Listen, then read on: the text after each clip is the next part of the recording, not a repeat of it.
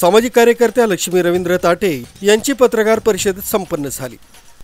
गेल्या अनेक वर्षांपासून विवेक फाउंडेशन, काम कल्याणी औद्योगिक संस्था यांच्यामार्फत सामाजिक प्रबोधनाचं तसंच गरजूंना मदत करण्याचं कार्य पंचवटी नाशिक येथील सामाजिक कार्यकर्त्या लक्ष्मी रवींद्र ताठे या 2 मार्च रोजी काळाराम मंदिर सत्याग्रहाला अभिवादन म्हणून काळाराम मंदिर सत्याग्रह स्मारक समिती नाशिक या संस्थेच्या वतीनं त्या अध्यक्षा म्हणून कार्यरत आहेत। अनेक धार्मिक, सामाजिक तसंच सर्वधर्म समभावाचे कार्यक्रम नाशिक शहरात तसंच संपूर्ण जिल्ह्यात लक्ष्मीताई ताठे यांच्यामार्फत राबवण्यात येतात। यंदाच्या होत असलेल्या महाराष्ट्र विधानसभेच्या देवळाली विधानसभा मतदारसंघातून त्या आमदारकीच्या निवडणूक लढवणार आहेत। त्याबाबतची पत्रकार परिषद त्यांनी शासकीय निवासस्थान सिंहगड इथं नुकतीच घेतली। यावेळी पत्रकारांशी त्यांनी संवाद साधताना त्या म्हणाल्या, विरोधकांनी षडयंत्र कट रचून कोणतेही पुरावे नसताना तसंच त्यांचा मुलगा याचाही काही एक संबंध नसताना ताठे कुटुंबाविरोधात तेलंगणा राज्यातील हनुमकोंडा जिल्ह्यातील दामोरा पोलीस स्टेशन इथं नाशिक पोलिसांच्या मदतीने अटक केली, पण सबळ पुरावे नसताना त्यांना कोर्टाकडून जामीन मंजूर झाला। हे सर्व षडयंत्र लक्ष्मीताई ताठे यांचे सामाजिक कार्य व राजकीय तसंच त्यांचे कौटुंबिक जीवन हे उद्ध्वस्त करण्यासाठी केलं आहे। त्या एक महिला असल्याने त्यांना विरोधकांचा त्रास जास्त प्रमाणात होत असून शेवटी अन्यायाला वाचा फोडण्यासाठी विधानसभेच्या निवडणुकीच्या माध्यमातून राजकारणात प्रवेश करून महिलांवरील अन्याय अत्याचार दूर करण्यासाठी देवळाली विधानसभा मतदारसंघातून आमदारकीची निवडणूक लढवण्याचं ठरवलंय।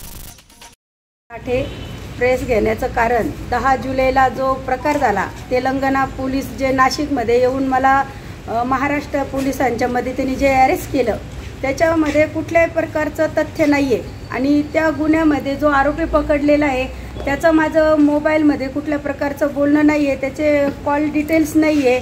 मी राजकारणामध्ये काम करीत असताना मी 30-35 वर्षापासून समाजकार्य व गरजूंना मदत करत असते। तुम्ही पत्रकार बांधव पण या माध्यमातून बऱ्याच वेळा माझे प्रोग्रामला उपस्थित राहिलेले आहे।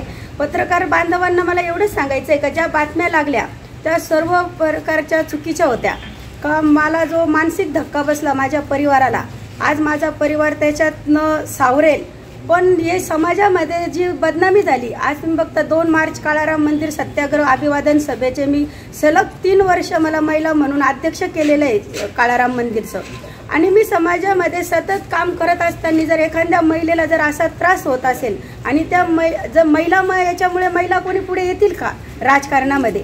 हा जो गुन्हा आहे, जो हा गुन्ह्याची पूर्णपणे शहानिशा केली पाहिजे। पूर्ण महाराष्ट्राने ही बातमी तुम्ही पण पत्रकारांनी सर्वांना दाखवा का ह्या प्रकारमध्ये काही कुठल्याही गोष्टीचं तथ्य नाही आहे, त्या आरोपीचं माझं कुठल्याही गोष्टीचं संभाषण नाही आहे।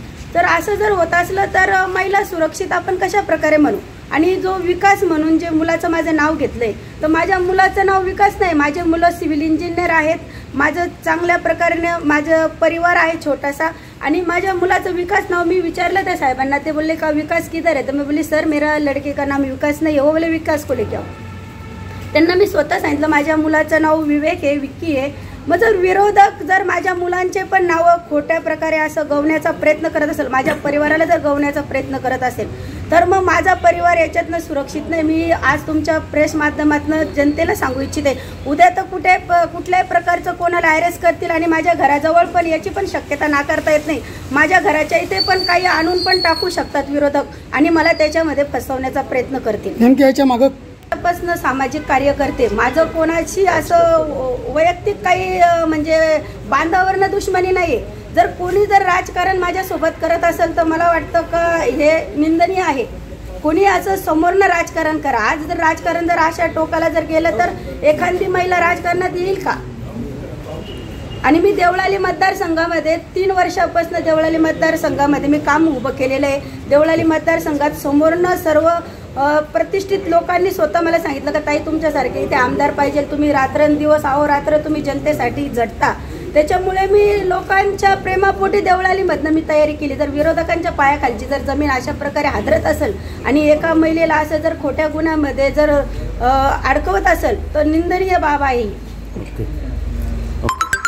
यावेळी पत्रकार परिषदेमध्ये प्रवीण शेख, शबाना पठाण, शुभांगी गांगुडे, वैशाली गायकवाड, मोनाली निकम यांच्यासह महाराष्ट्र रत्न अनिलभाई गांगुडे, नरेंद्र गवारे, डॉक्टर प्रशांत घोडे, मिलिंद हाटे, प्रशांत पगारे, दीपक सोनवणे तसंच काळाराम मंदिर सत्याग्रह स्मारक समिती नाशिक संस्थेच्या कार्यकर्ते पदाधिकारी उपस्थित होते।